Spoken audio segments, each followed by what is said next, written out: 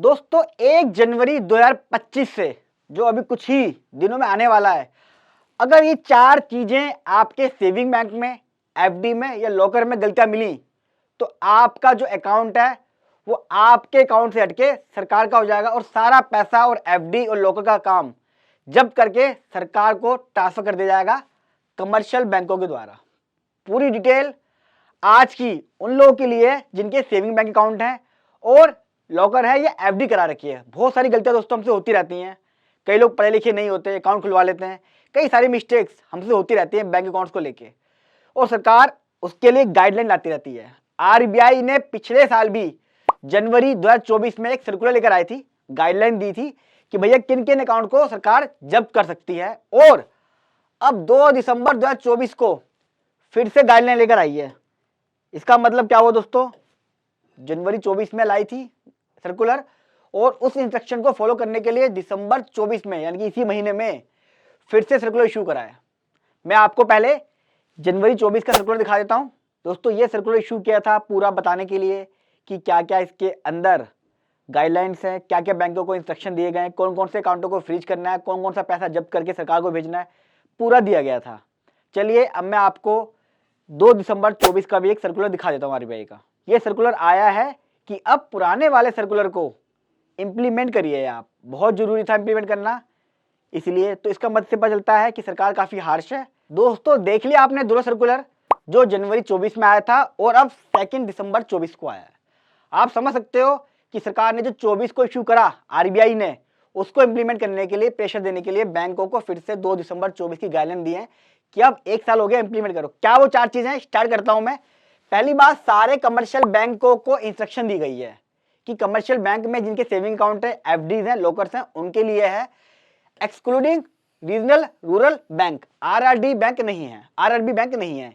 अब इनमें बैंक कौन कौन से आते हैं इसकी लिस्ट मैं डिस्क्रिप्शन बॉक्स में दे दी है, आप चेक कर लीजिएगा कि आप पे एप्लीकेबल है या नहीं है। 95% लोग कवर होंगे इसके अंदर, कुछ लोग बच जाएंगे।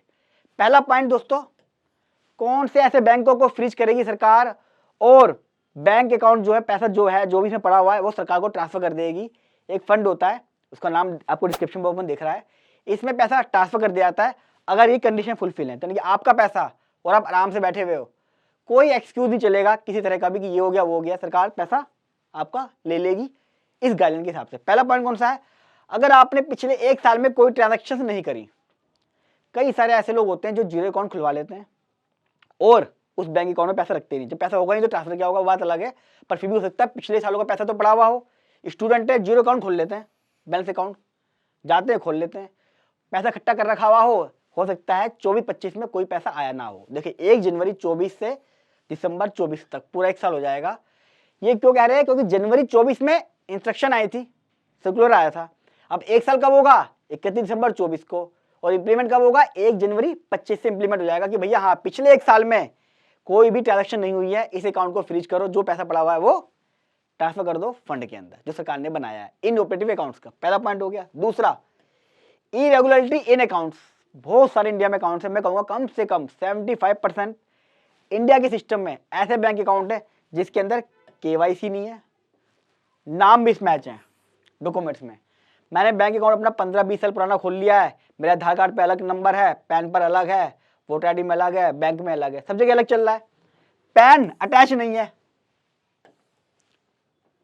फॉर्म भरते हैं, पैन नंबर गलत लिख दिया, पैन नंबर लिखा तो मैंने अपना हाथ से लिखा, बैंक वाले टाइप करते हुए किसी का पैन डाल दिया। बहुत केस ऐसे भी हुए हैं।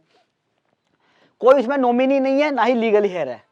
अगर ये इरेगुलरिटी पाई गई तो आपका अकाउंट को फ्रीज कर दिया जाएगा, सस्पेंड कर दिया जाएगा और वो पैसा कहाँ जाएगा, उसी फंड में।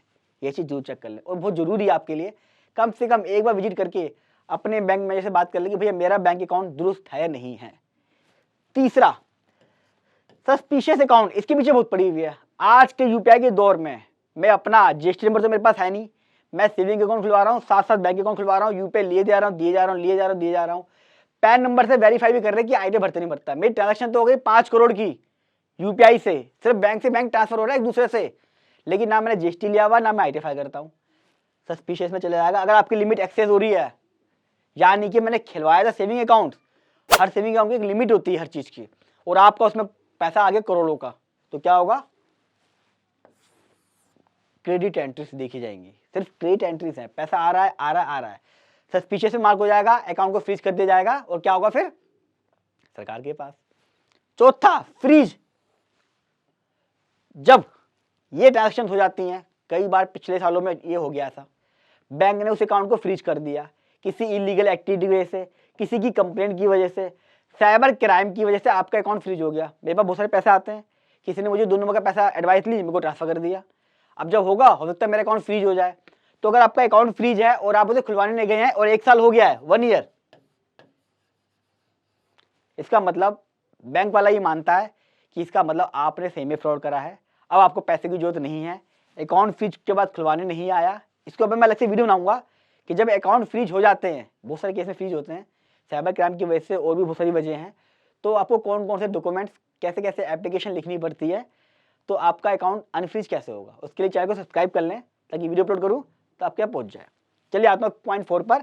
फ्रीज अकाउंट को अगर 1 साल हो गया और आपने इस पर कोई भी एक्शन नहीं लिया है तो भी आपका जो फंड पड़ा हुआ है वो सरकार के पास चला जाएगा। इन 4 पॉइंटों को जरूर ध्यान रखें और जल्दी से जल्दी, अभी कुछ दिन बचे में 2 हफ्ते हैं, अपने बैंक मैनेजर से बात करके इन इरेगुलरिटीज को और इन चीज़ों को ध्यान रख लें ताकि 2 दिसंबर 24 को जो आया है सर्कुलर, बहुत ही इंपॉर्टेंट है, बैंक उसको स्ट्रिक्टली फॉलो जरूर करेंगे। दोस्तों वीडियो बड़ी इंपॉर्टेंट है, बड़ा इंपॉर्टेंट टॉपिक है। इंडिया में हर दूसरा आदमी के पास, मैं कहूँगा हर आदमी के पास ही ऑलमोस्ट बैंक अकाउंट है, बच्चों के पास स्टूडेंट के अकाउंट खुले हुए हैं।